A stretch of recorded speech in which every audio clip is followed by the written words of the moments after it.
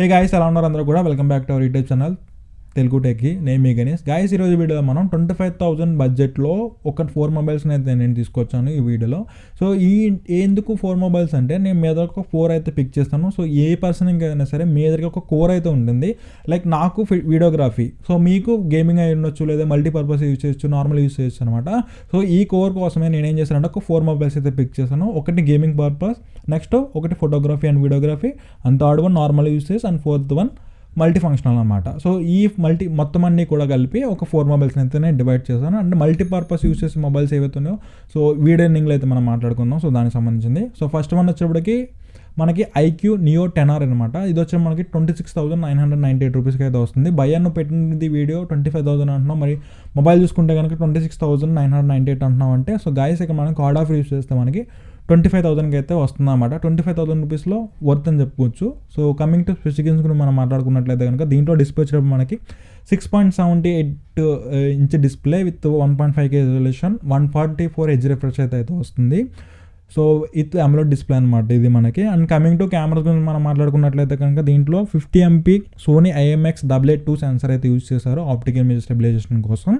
So Sony camera మనం Sony sensor గురించి మనం మాట్లాడుకున్నట్లయితే కానీ చెప్పక్కర్లేదు మనం. సో కంపేర్ టు శాంసంగ్ అన్నా కానీ సోనీ సెన్సర్ అనేది బెటర్ పిక్చర్స్ అయితే ఇస్తుంది. సో ఆ రేంజ్లో కనుక ఇదైతే వర్త్ అని చెప్తాను నేను. And coming to secondary camera మనం మాట్లాడుకున్నట్లయితే కనుక 8 MP పోర్ట్రేట్ కెమెరా యూజ్ చేశారు.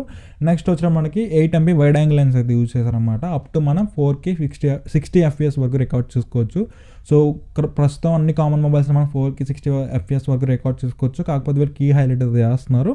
సో మేజర్గా బ్రైట్నెస్ ఏమైనా పెంచుకోవచ్చు, కలర్కి రేటింగ్ ఏమైనా చేస్తుండొచ్చు. సో ఇంకా కమింగ్ టు మన ఫ్రంట్ కెమెరా మనం మాట్లాడుకున్నట్లయితే కనుక, దీంట్లో 32 MP మెగాపిక్సెల్ అయితే యూజ్ చేస్తారు ఫ్రంట్ కెమెరా మనకి. సో దీంట్లో కూడా మనం 4K 60 FPS వరకు కూడా రికార్డ్ అయితే చేసుకోవచ్చు.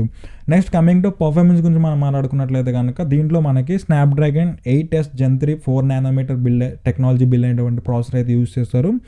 సో ఇదేంటే మనకి గేమింగ్ ప్రాసెసర్ అని చెప్పుకోవచ్చు. సో ఆ రేంజ్లో ఆ బడ్జెట్ రేంజ్లో ఆ ప్రాసెసర్కి అయితే వద్దని చెప్తాను. సో నా యొక్క దృష్టిలో అయితే కనుక. సో ఇంకా మనం కమింగ్ టు బ్యాటరీ గురించి మనం మాట్లాడుకున్నట్లయితే కనుక, దీంట్లో 6400 mAh బ్యాటరీతో అయితే ఇస్తున్నారు. సో బ్యాటరీ మీరు అనుకోవచ్చు బ్యాటరీ 6400 అంటే కొంచెం మొబైల్ అనేది వెయిట్ ఎక్కువ ఉంటుందేమో అని చెప్పేసి. గైస్ అలాంటిది ఏం లేదు ఇక్కడ. వీళ్ళైతే కనుక 0.798 అల్ట్రా థిన్ ఉన్నటువంటి బ్రెజల్ బేస్డ్ సిస్టమ్ అయితే యూజ్ చేసామని చెప్పేసి వీళ్ళైతే కీ హైలైట్ అయితే చేస్తున్నారు దీన్ని.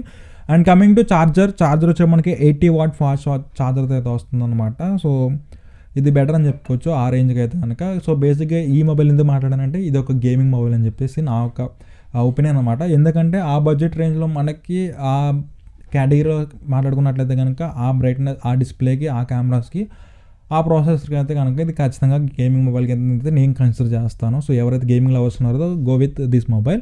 And next Realme GT6 guys. So ఈ రియల్మీ GT6 ఎవరైతే ఉన్నారో, ఎవరైతే కనుక నార్మల్ యూసెస్ ఎవరైతే ఉంటారో వాళ్ళకైతే కనుక మొబైల్ వర్త్ అని చెప్తాను.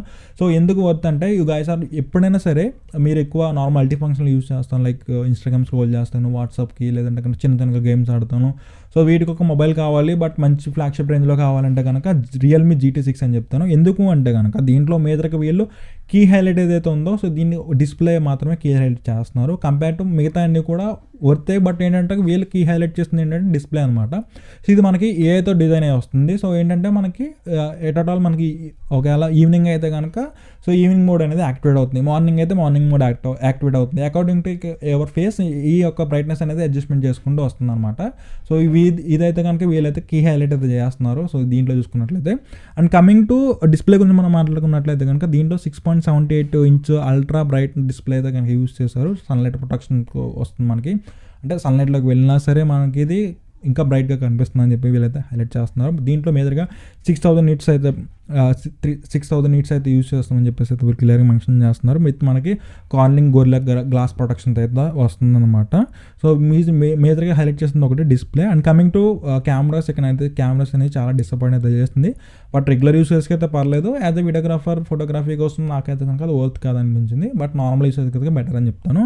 అండ్ సో కెమెరాస్ గురించి మనం మాట్లాడుకున్నట్లయితే కనుక, దీంట్లో మనకి 50 MP మెగాపిక్సెల్ అయితే ప్రొవైడ్ చేస్తున్నారు. With Sony LYT600 optical image sensor అయితే దీంట్లో యూజ్ చేశారనమాట. సో మనం దీంట్లో అంటే కంపేర్ టు వివో ఐక్యూ చూసుకున్నట్లయితే మనకి 882 సెన్సర్ యూజ్ చేస్తారు. దీంట్లో చూసుకున్న మనకి 600 సెన్సార్ అయితే యూస్ చేశారనమాట. But compare to Samsung use చేసిన ఇంకా బెటర్ అనిపించింది నాకు ఆ బడ్జెట్ రేంజ్లో అయితే కనుక. అండ్ నెక్స్ట్ పర్ఫార్మెన్స్ గురించి మనం మాట్లాడుకున్నట్లయితే కనుక దీంట్లో స్నాప్డ్రాగన్ 7+ Gen 3 ప్రాసెసర్ అయితే యూస్ చేస్తారు. సో ఇది కూడా పర్లేదు, మల్టీ ఫంక్షన్కి అయితే బాగానే ఉంటుంది. చిన్న చిన్న గేమ్స్ కానీ లేదంటే కనుక మినిమం ఒక నార్మల్ యూసెస్కి అయితే గేమ్స్కి అయితే పర్లేదు అని చెప్పేసి నా ఒపీనియన్. అండ్ నెక్స్ట్ నాకు మేజర్కి నాకు చాలా బాగా నచ్చింది ఏంటంటే దీంట్లో 5500 mAh బ్యాటరీ ఇచ్చారు విత్ మనకి 120 వాట్ ఛార్జర్ అయితే ఇచ్చారన్నమాట. సో చాలా బెటర్ అని చెప్తాను నేనైతే కనుక. ఒకవేళ మీరు ఎక్కువ డే బై డే ఎక్కువ మొబైల్ యూస్ చేసే వాళ్ళైతే కనుక ఈ రేంజ్కి అయితే ఇది వర్త్ అని చెప్తాను. సో ఎందుకంటే మనకి 10 minutesలోనే మనకి 50% అయితే ఛార్జ్ అయిపోతుంది విత్ 5500 mAh బ్యాటరీ. అంటే ఆబ్వియస్లీ మనకు ఒక 15 to 25 minutesలో మనకి ఫుల్ ఛార్జ్ అయితే అయిపోతుంది అనమాట. సో బెస్ట్ అని చెప్తాను ఆ రేంజ్కి. సో మనకి ఎందుకు ఛార్జింగ్ బెటర్ అంటున్నారంటే మనకి బ్రైట్నెస్ కూడా వీళ్ళు అలాగే ప్రొవైడ్ చేస్తారు కాబట్టి ఆ రేంజ్లో అయితే వర్త్. బట్ ఏంటంటే వీళ్ళకి సో ఎక్కడ దెబ్బేస్తారంటే కెమెరాస్లోనే అట్ ద సేమ్ టైం ప్రాసెసర్లోనే కొంచెం వీళ్ళైతే వెనకబడ్డని చెప్పేసి నా ఒపీనియన్.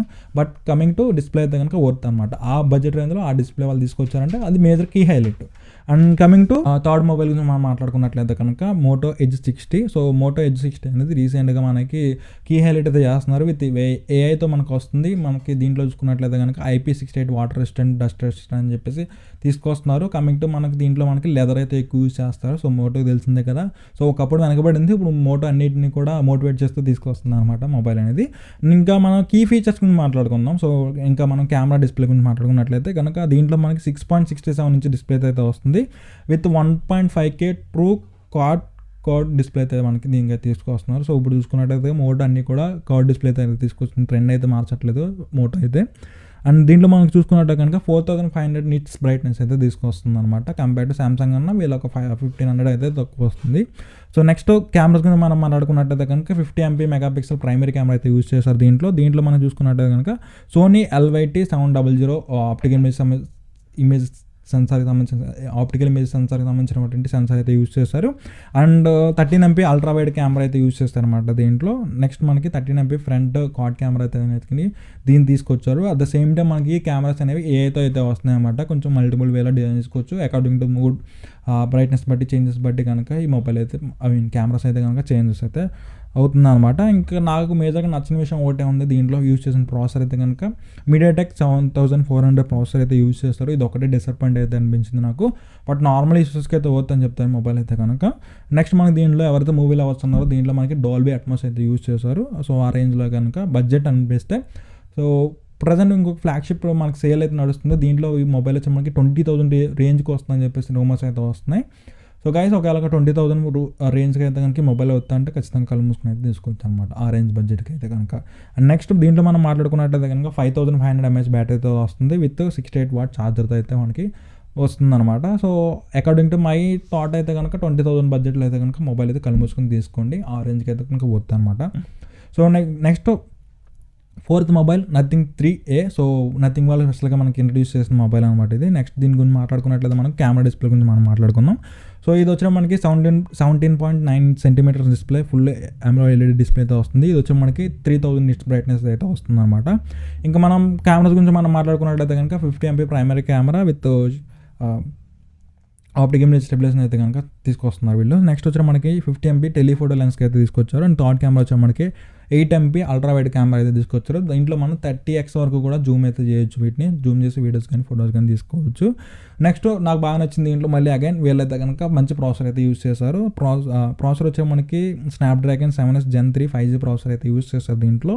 సో ఇది ఒక 8 కోర్ ప్రాసెసర్ అనమాట. సో మంచి ప్రాసెసర్ అని చెప్పుకోవచ్చు. ఈ బడ్జెట్ రేంజ్లో ఆప్టోకోర్ ప్రాసెసర్ మనకి యూజ్ చేస్తారు దీంట్లో. సో 8 nm బిలియన్ ప్రాసెసర్ కాబట్టి మల్టీ ఫంక్షన్కి అయితే యూజ్ అవుతుంది. పర్సనల్గా నేను యూజ్ చేస్తాను కాబట్టి చెప్తున్నాను మీకు, ఎందుకంటే ఇది చాలా బాగుంటుంది. నెక్స్ట్ మనకి బ్యాటరీ గురించి మనం మాట్లాడుకున్నట్లయితే కనుక 5000 mAh బ్యాటరీ అయితే ఇచ్చారు. సో ఇది కూడా మనకి ఒకవేళ సేల్లో వస్తే కనుక ఆబ్వియస్లీ మనకి 22,000 అయితే వచ్చే అవకాశం ఉంది. సో తీసుకున్నాలంటే కనుక ఈ మొబైల్ అయితే లుక్ చేయండి. బట్ భయ్యా ఇన్ని మొబైల్స్ చెప్పావు కదా, 4 మొబైల్స్ చెప్పావు, దీంట్లో ఏ మొబైల్ తీసుకుంటే బెటర్ అంటే సో నన్ను అడిగితే కనుక ఖచ్చితంగా go with IQ 10R. So దీనికైతే కనుక నేను వద్దని చెప్తాను. సో ఇది గైస్ ఓవరాల్గా చూసుకున్నట్టయితే కనుక సో వీడియో నచ్చితే కనుక లైక్ చేయండి, షేర్ చేయడం మాత్రం మర్చిపోకండి. Thank you so much.